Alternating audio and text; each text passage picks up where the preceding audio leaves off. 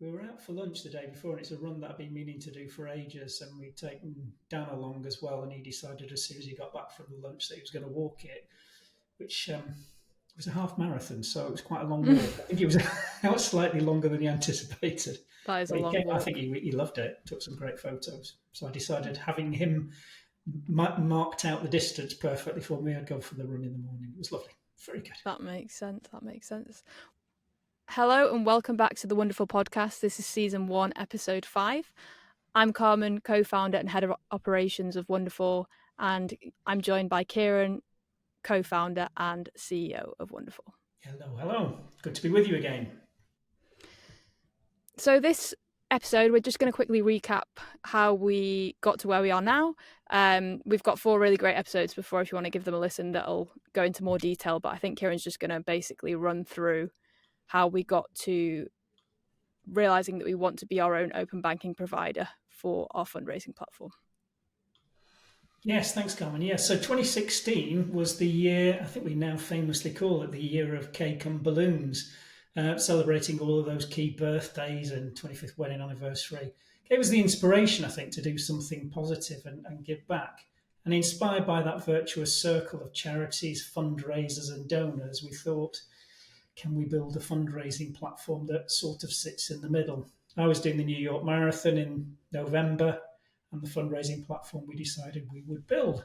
And so we did. That really extended that virtuous circle to include charities, fundraisers, donors, and the giving platform. And we were really trying to get some reach. That was quite tricky in the early days. We didn't have a marketing budget. And then the money saving expert came along and they gave us a fantastic endorsement. And suddenly the reach was probably slightly more than we could handle. Remember you talking about fending off the charity applications. Cooperative Bank came to the rescue. They gave us a chunk of cash. But we still had this issue of the low ceiling on our reach and impact, which was really brought about through credit and debit card processing fees. 2021, open banking came along, solved that problem for us. Suddenly those fees have more or less disappeared. Our reach grows. And now, to set the scene for 2024, we're in a position where we've joined that virtuous circle, and the fundraisers, charities, donors are in the virtuous circle. We've also added retailers and consumers to the virtuous circle. So as we say now, you don't need to run the marathon. You can just buy or sell the trainers. I think that really sets us up for some of the themes that we want to talk about during this particular episode. Yeah, very cool. So basically, we saw how open banking was an amazing solution for charities in that we could keep the platform going without having the growing cost of card processing. And then we realized, if card processing is a problem for us processing charity donations, it's a problem for anyone that processes any sort of card payments. So we wanted to grow and saw this as an opportunity for the commercial sector as well. And that would be a way for us to keep the platform going and let it grow even further. Yeah, no, as you were saying last time, it's probably not the first demographic to do some testing of new payments innovation technology, and to get such a positive response from that sector was incredible. It was just adopted pretty well instantly by everybody with no real issues. So I think that set our minds whirring quite quickly into what we might do with that, and any commercial opportunity was already buzzing around in our heads, thinking there must be something here. So yeah, no, it was definitely a great time. Definitely that kind of penny drop moment again. Yeah. So I think we'd left off that we'd just reopened in 2020. I was taking some time off work for my health. And we started to see that actually, what we'd been a bit nervous about of how a charity is going to react to open banking, how donors are going to react to it, actually went much more smoothly than we thought. And everyone was actually really happy with it, found it very easy. And I think that just made us think even more like there's a real opportunity here. Now we're seeing it in real time and in the wild, so to speak. It made us even more sure that we're going down the right path. No, exactly. And I think, again, we touched on this last time, that we were starting to be courted in that telecoms business by a potential suitor, somebody who was looking to acquire it.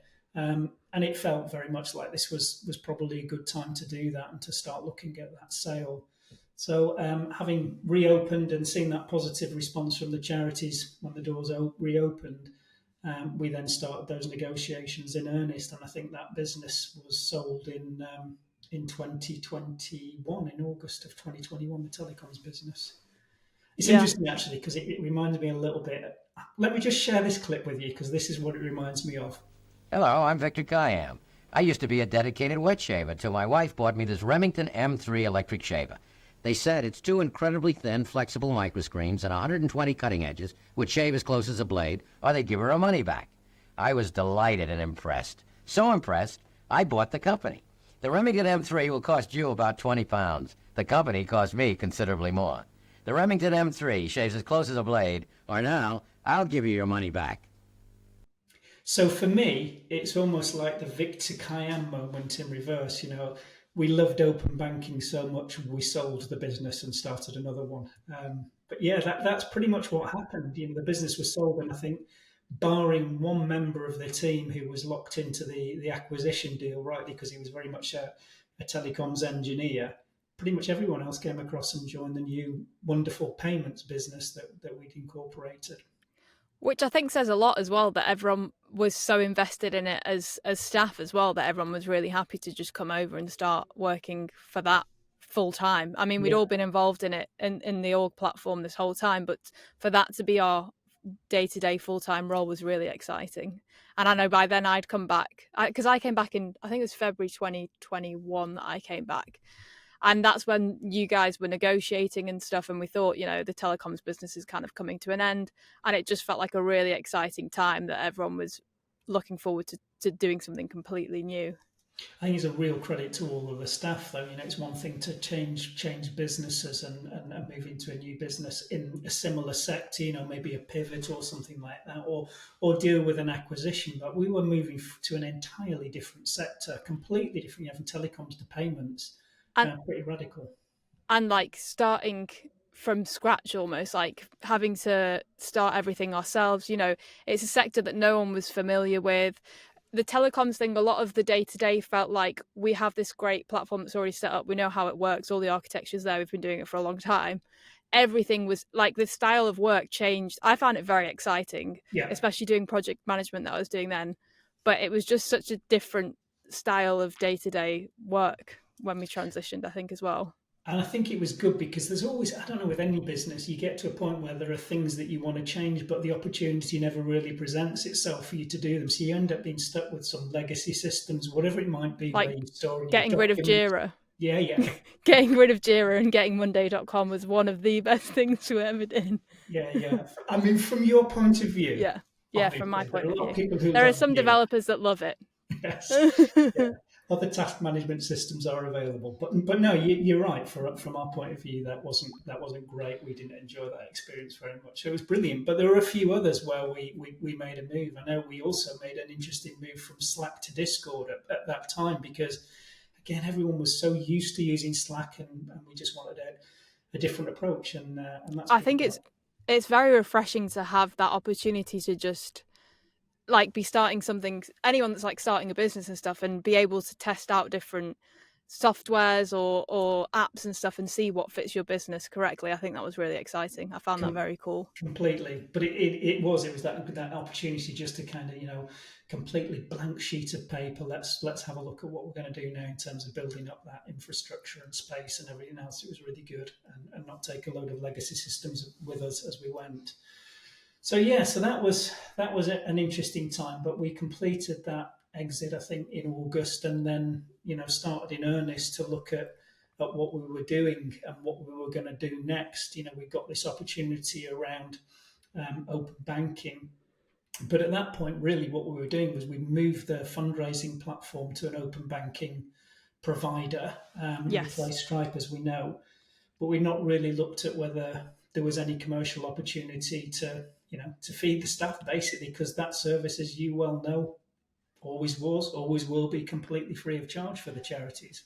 Yeah, and I think as well, obviously using a third party open banking provider was so much cheaper than card processing fees, but there still was a fee. Of course. Whereas we saw it as, if we can get our own FCA authorization and become an open banking payments provider, we can eliminate that cost completely, even if it's a significantly reduced one.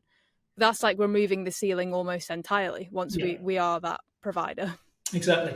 I think we've gone from that point of saying, yeah, it's kind of 10 times less than it was, so that increases our reach by tenfold, but we can reduce, we can increase this reach just infinitely Even further, effectively, yeah. which is really, really good.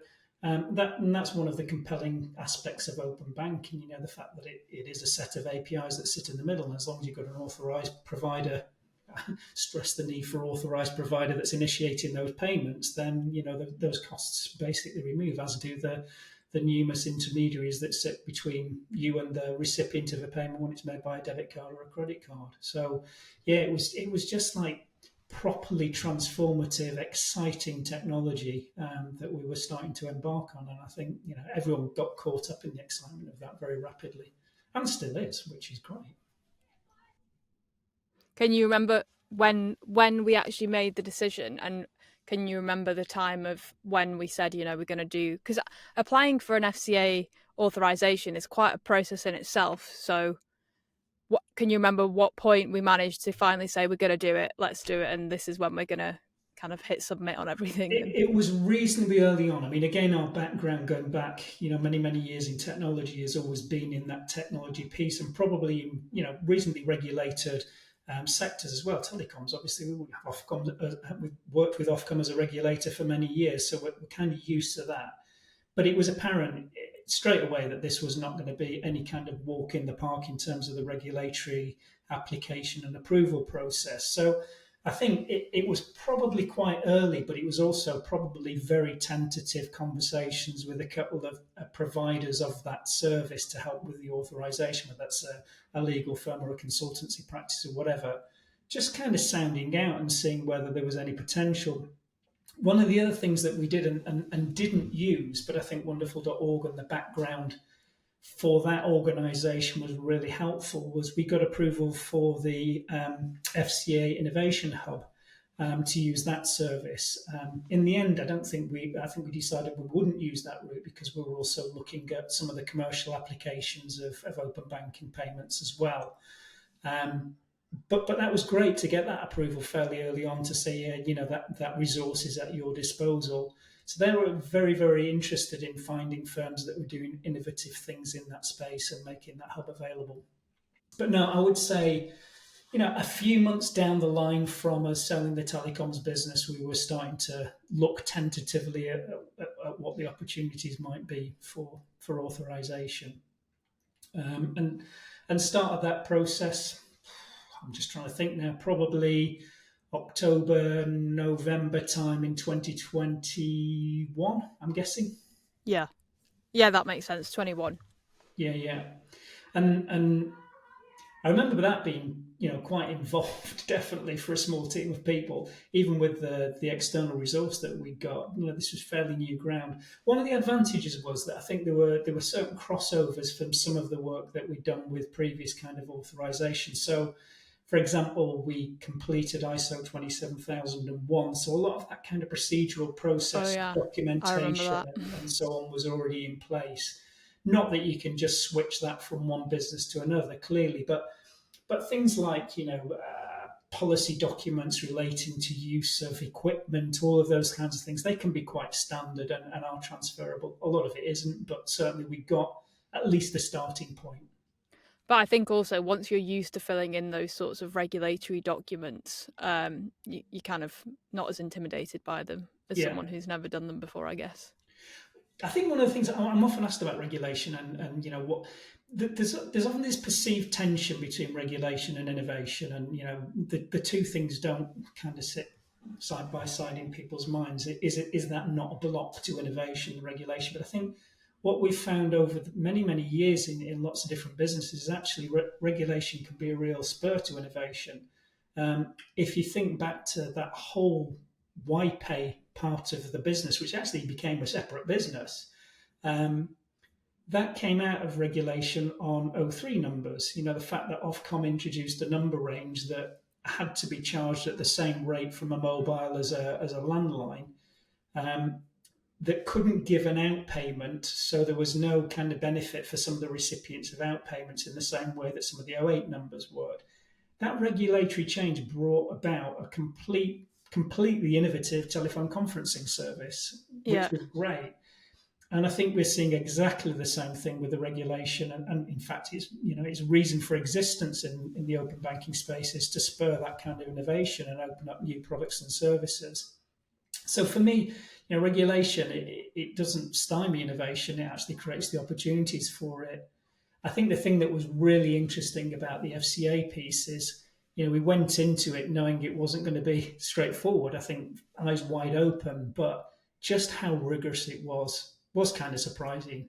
And again, it's a comment I'll often make. Came out of that process thinking like, we'd really gone through it. We'd had all of the submission looked at in painstaking detail. We'd anticipated, a couple of rounds of questions following the submission, and then maybe approval. That taking a few months, and best part of a year later, and several rounds of questions. And I remember that feeling of both being really, really thrilled that we got through the process, and also really pleasantly surprised by how rigorous it was. It gave me enormous confidence as a consumer that the regulation's good, it's solid, it really is rigorous. And I think if you're a consumer and you're using a fintech or a bank or whoever to process transactions, look after your money, you want that level of rigor clearly. So that was a great thing. Yeah, definitely.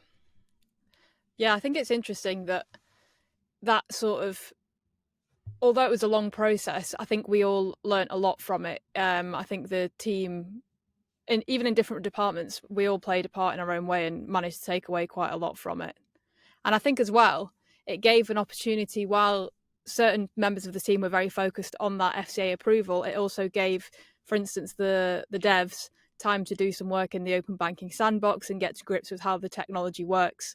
So it's not like we were just sitting around waiting to get the approval. That time was very useful for the team to get to grips with open banking, because you have to think this was a team that had come from a completely different technology. Completely. No, I agree. And the sandbox is a fabulous thing, for them to be starting to deploy code there and see how it works. That said, public domain and all of that in terms of the sharing of information. But for me, there are still limitations in there in terms of the way the sandbox works in a testing environment to the production environment that now we find can be perplexing sometimes, because it prevents you from testing things in that real world scenario. And I know that's caused you some grief in your Yeah. role as head of ops. That Not you going to can't name any really banks, but there are definitely some whose sandbox does not reflect what's happening in the production their environment. production Exactly. environment at all. Yeah. And then there's that sense that, unless you've got accounts with all of the different banks, how do you test it until it's out in the wild? And, I think that is a bit of a limitation. But hey ho, we work through that very effectively, and I'm sure things will continue to improve. But the other thing that I remember about that time being, pretty much, well, it was full on, wasn't it? We were all working really hard, and going into autumn time is trying to find time for people to chill out, to relax, to get away, to do something. And I know we look at the podcast all the time in terms of having a segment in here on being well as well. And I think that was the time that we looked at ways of giving people some time to step away from the desk during those short days and long nights, because I guess a lot of the time, you can't be taking exercise, going for a walk if it's dark, wet, and miserable, or you feel less inclined to do it. And you're not getting your vitamin D as well. Like in places like the UK where, during winter months, if you work a full-time job or you're at school or whatever, you'll go in when it's dark and you'll come out and it's dark. So having that opportunity to do something during daylight hours is very Exactly, special. exactly. It was one of those things that we put in place, and I think was one of those benefits that's so easy to put in place and so welcomed by a lot of people. Just the ability to go step out, take a walk, do 60 minutes, and come back when you're in a bit of headspace. No, I think it's cool. That's actually something that at one of the events that I was at last week, I can't remember which open banking event it was, but we did some workshops and we were talking about what our different companies introduce to help, with the sort of well-being of if you're working from home and trying to keep that work-life balance. And there was I can't remember which company it was, that basically you work an extra I think it's like 45 minutes for 4 of the days from Monday to Thursday, and then they get every Friday afternoon off, which I thought was quite nice as well. So yeah, I think it's super important that everyone just thinks about, how making sure that you've got that balance right for your employees, or ways in which you can improve it, because it can be very hard if you're working from home. I think even more so sometimes to get that balance right. I think you're totally right. And for those employers with small businesses that have got staff that are remote working, it's a really easy benefit to put in place because it costs you nothing other than a bit of time. You're not having to put any physical resource in place for people. Those co-working spaces, again, we're really blessed to be in Rise, but which is fabulous because if you do want to go for a run at lunchtime, then there are showers there. If you want to cycle to work, there's a shower there.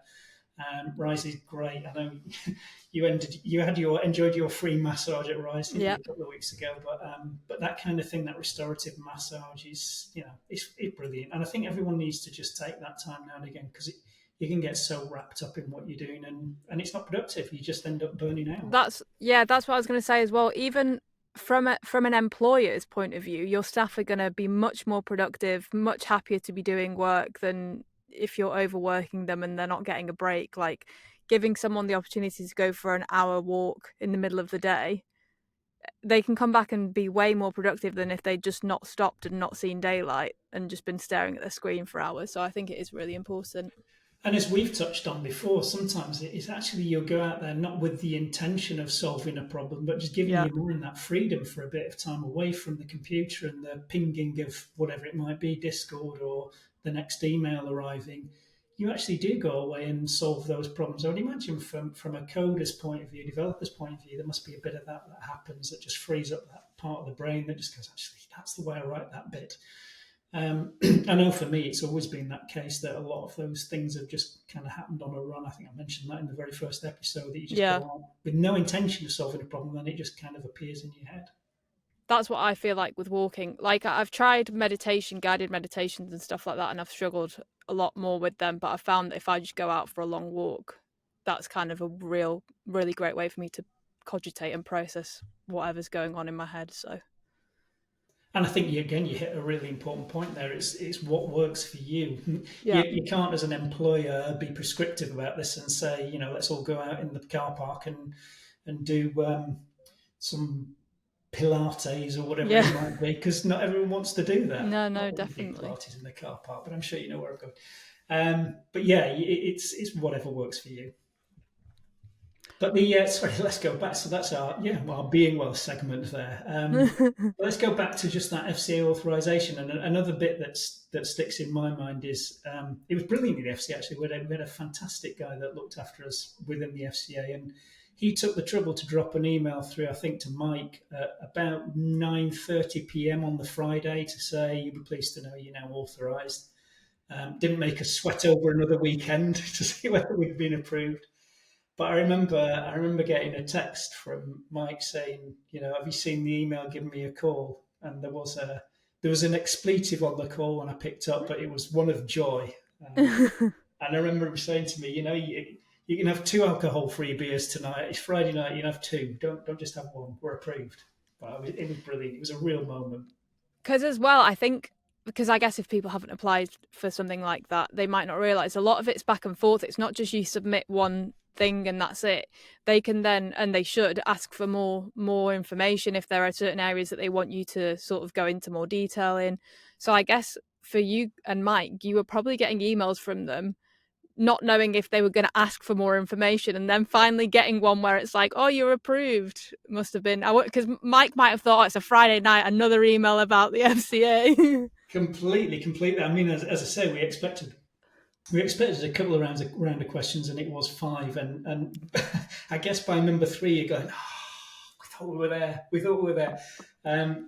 As I said earlier, though, all of it was absolutely right. There wasn't a single one of those rounds where you thought, oh, they're just wasting our time, or it's why are they doing this? You came out of it thinking, now, absolutely right and proper. But for me, it was the scrutiny that I think there was one of the documents. It was almost the level of it being a typo. It felt almost so inconsequential that you were amazed that they'd even spotted it. It was one of those, like, they really are looking at this, like properly looking at it. Yeah. And as I say, right now I always think that's a fantastic thing. It just makes me feel very confident when I'm making a transaction anywhere that we've got a good solid regulator behind it. Definitely. So we've gone from, we submitted the FCA application in October, November of 21. We Yeah, got approved in October of 22, so yeah, like about 11 months later. And then I think what's really cool is we processed our first payment at the end of November of 22. So just about a month after, yeah. maybe 6 weeks after we'd got approved, we were up and running and processing our first in the wild real payment. It was incredible to see, and I mean, I've got huge confidence in the technical team. They're amazing. They really are very, very talented. But at the same time, there's always this sense in the back of your mind that is there some secret source that we don't know about, that we've not figured out, that it is different in the production environment, and we're going to get tripped up. It's not going to work. So there's always that sense of a little bit of panic as you push the button and move from one system to another. Um, I mean, we've been given really, really good grace from our provider in terms of moving off, but we'd been asked a few times during the year whether we would move to a completely new system, which involved us writing quite a lot of new code. So we've been sort of holding off on that as long as we Yeah. as long as we could. But it wasn't just that they wanted us to move to a new system. It was that we were the only client that they had on the old system, and obviously there were costs involved in keeping both of those platforms alive. So, they got to a position where it was you really, really need to be gone by this date, uh, and that date was painfully close to the day that we just received our authorization. Oh, that was like full on late nights and very, very intense. Once again, this feels like a recurring theme with startup life, and it kind of is. That's what it's like, and you need great people that are willing to take on that kind of role and work. But yeah, it was amazing to see that happen and watch the transactions going through. It was really cool. And I remember those months of 2022, like October, November, were full on, but we got a lot done because also we had to basically, the words org split still are a bit triggering to me, but we had to like change our whole databases and everything. There was a lot of work, a lot of testing involved, and finally switching over from, as you say, it's very different in a staging environment. Finally switching off our previous payment provider and turning Wonderful Payments on as the payment provider on org was very like nail biting, Yeah, exciting at the same time, but it was like, is it going to work? Is it going to work? And then when it was a £10 donation for a charity that went through on the 29th of November.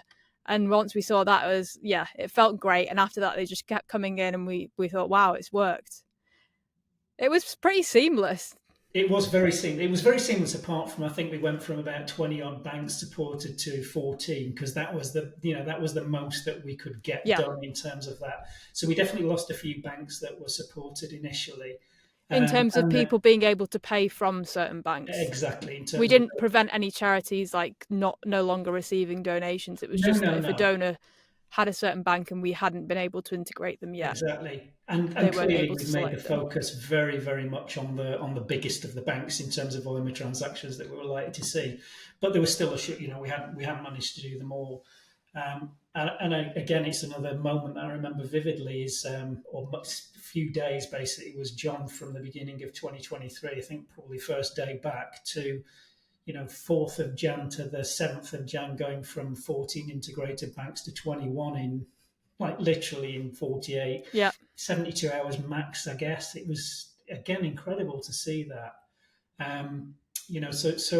So some amazing work happening in a brand new environment for pretty much everybody. Yeah. And then I think from then, so from January 2023, so from last year, we basically started just focusing on obviously keeping org running and everything working fine on there, but it was absolutely fine. It was kind of running itself, basically. We started focusing more on what commercial products can we build, and starting to gear up for sort of a full scale commercial launch in the coming months. Exactly. I mean, people often ask about open banking and how it differs from cards and so on. And I think technologically, there are a lot of parallels for me between this, what we're doing now, and the state of open banking. It reminds me a little bit of when Steve Jobs announced the first iPhone. And you think about what the screen looks like on an iPhone and how different it was from, a Motorola phone with a keyboard or a BlackBerry with a keyboard and so on. Completely and utterly transformed the telecom sector, that mobile Yeah. sector massively. But also, if you think about that first iPhone, it was pretty limited, in terms of what it could do. We all take for granted the App Store now and the literally millions of apps that are out there that allow us to do anything. It didn't have an App Store. There was no App Store. In fact, it didn't even allow you to do cut and paste. It was a very, very That's limited but crazy. completely transformational device.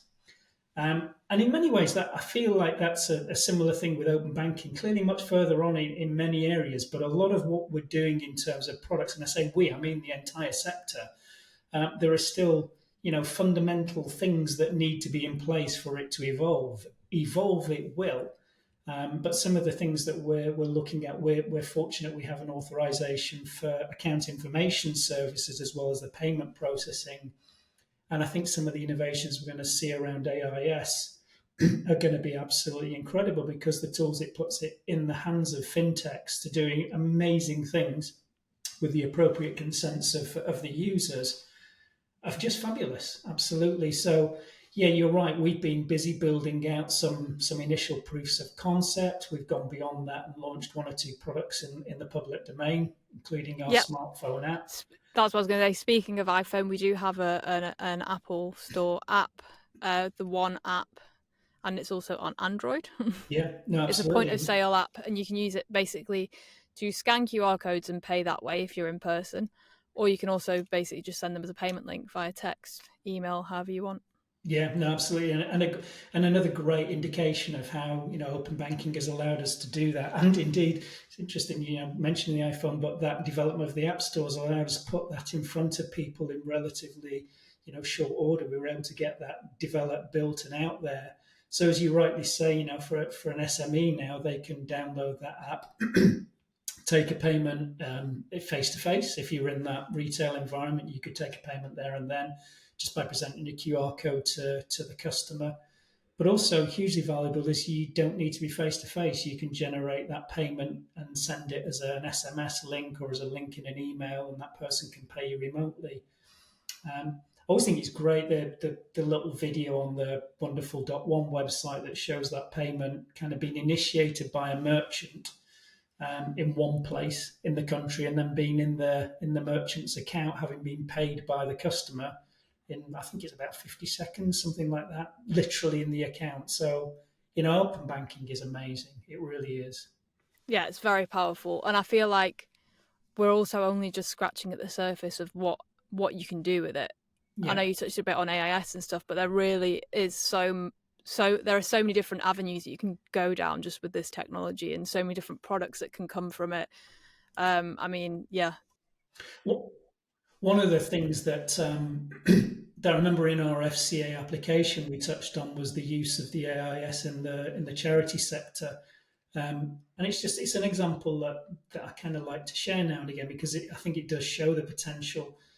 We see this now on wonderful.org. You'll see this, but you'll see this on most charity websites too, where you're asking your donors to make a donation, and you'll present them typically with three amounts and give them the opportunity to enter a different amount. So it depends on the sector that you're in and the charity you're donating to. But for example, it might say, would you like to donate £10, £25, £50, or another amount? And I think this is again where AIS, that account information service permission that we have from the FCA, would allow us to do so much more that I think is much more meaningful for charities and supporters. What do I mean? Well, let me give you a quick example. Instead of doing that with account information permissions in place, you could, with the consent from the consumer, say, okay, let's do a quick check on the account for affordability. And then instead of just presenting those three amounts, which are kind of a bit of a monologue, this is what the charity's research says donors like to give, you could then present them with what they could afford or what's appropriate for their level of disposable income, or what's appropriate during a cost of living crisis. And that might be sometimes it's a bit less, but equally it might be actually you can probably afford to give a bit more this month if you wanted to do that. But I think starting those conversations and that dialogue with your supporters as a charity is probably much more engaging and much more meaningful for the supporters than just saying, do you want to donate £10, £25, or £50? I think it shows that they see each donor as an individual, rather than, it's just another person giving us some money. It shows that I actually care about you and your situation specifically, and I understand that everyone's different. So yeah, I think it's a great thing, and I think there are so many different applications where you could implement that technology for similar situations. Exactly, that, and clearly in the commercial space as well. And for us in Wonderful, one of the beauties of developing the commercial products and commercial services now going forward, and starting to feel like this might be a good place to wrap up this episode. But going forward, it's the kind of win-win-win of providing commercial services, generating some revenue from those, which continues to increase our reach and impact for what we do for the third sector. So, the more successful the commercial products are, the more charities, donors, and fundraisers we can serve completely free of charge. And that feels like a great thing. I mentioned the virtuous circle earlier on, extending to retailers and consumers. That's exactly it. It doesn't cost them any more to do that. But by selecting Wonderful at checkout, they are, supporting all of that work behind the scenes, which is going to be a great thing. It really excites me enormously. I think, that in many ways was the spur for the tagline of, doing good, doing well, and being well. Yeah. It is possible to do good and do well. I don't think there needs to be, talked about tension before between regulation and innovation. There doesn't need to be a tension between doing good and doing well. You can do both.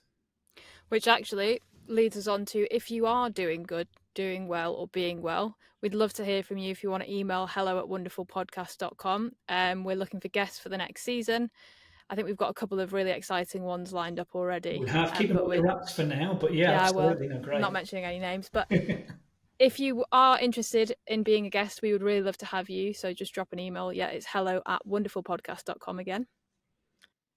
And if you're on any of the podcast platforms, give us a like. Even better, subscribe.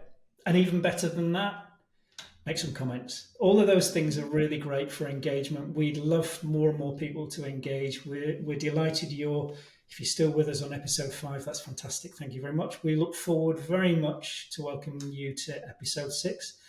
Episode 6 will be the last episode of season 1, and as Carmen says, we are now looking for guests for season 2. So look forward to seeing you in the next episode. Thank you very much, and goodbye from me. Take care. See you soon.